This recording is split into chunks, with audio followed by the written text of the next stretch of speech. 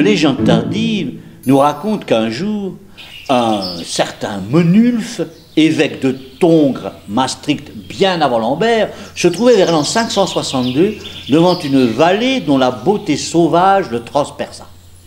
Là, le saint homme aperçut ce qu'il prit pour une croix de lumière dans le paysage.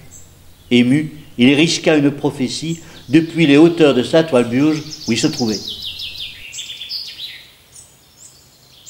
Voici le lieu que Dieu a choisi pour le salut de nombreux fidèles et qui égalera plus tard les cités les plus fameuses.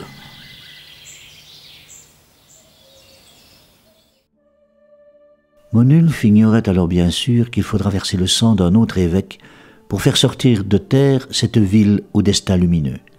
Car c'est l'assassinat de Lambert qui transformera le petit village du crime en une cité de pierre constellée d'églises, notre cité déjà ardente.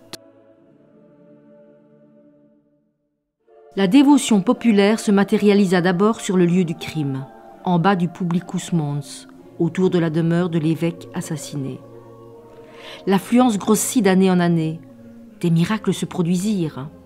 Un sanctuaire fut rapidement bâti, un martyrium, assez massif et même splendide pour l'époque, à en croire les chroniques. Sans doute d'abord un puissant édifice en bois, remplacé par un édifice en pierre au gré de l'enrichissement général. Le promoteur du culte voué au martyr Lambert fut son successeur sur son trône d'évêque, Hubert. Celui-ci est également un personnage de légende. Parent de Plectrude, première épouse de Pépin de Herstal et donc ennemi de Dodon, l'assassin, cet Hubert fut d'abord un fiefé païen. Un vendredi saint, jour sacré, il avait choisi de s'absenter pour aller se livrer à sa passion, la chasse. Il poursuivit à cette occasion un cerf blanc d'une taille extraordinaire dont les andouillés étaient surmontés d'une croix lumineuse. À cette vue, le jeune homme fut tout à coup paralysé par une voix tonitruante qui lui ordonna de songer à son âme mortelle, au lieu de s'abandonner à la chasse un jour saint. La voix lui commanda en outre d'aller se faire le disciple de l'évêque Lambert, de le suivre en tout et lui prédit qu'un jour il ferait grandir le nombre de chrétiens dans ces régions sauvages. Prosterné, le visage dans la terre, Hubert promit d'obéir. Mais est-ce que c'est vrai cette histoire? Tu sais, à l'époque, on racontait beaucoup d'histoires, certaines plus vraies que d'autres. Oui, mais est-ce que c'est vrai qu'il y a eu des miracles sur le lieu de l'assassinat de Lambert? Oh, tu sais, pour y croire, je suppose que c'est une question de foi. Ouais.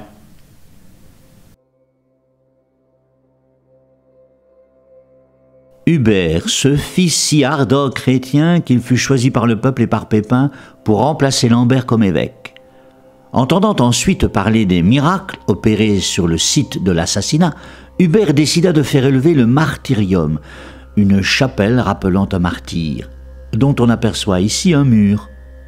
Le lieu fut celui d'un intense pèlerinage, avec le transfert en 718 de la dépouille sacrée de Lambert. Le sarcophage, exhumé à Maastricht, fut solennellement amené à Liège, le long de la voie romaine, à l'occasion d'une procession mêlant une nuée de fidèles, au son des chants et des cymbales.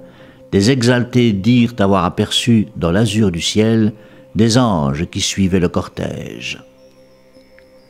Peu à peu, le martyrium se transforma en une imposante basilique, laquelle devint finalement une cathédrale. Vers l'an 800, le diocèse de Maastricht se transporta à Liège. Le martyr fut donc pour la future cité un acte de naissance.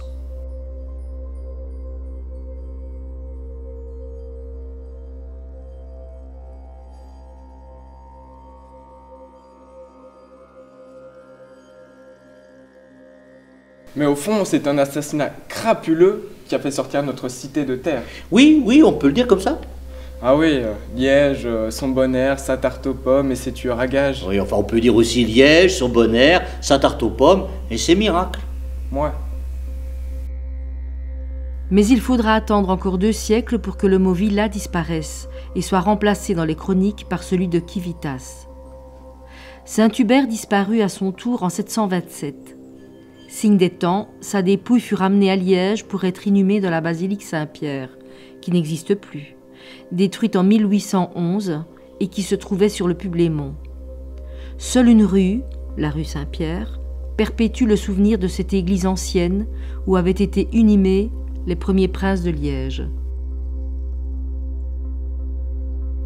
Hélas, Liège était devenue trop petite pour contenir 2 saints.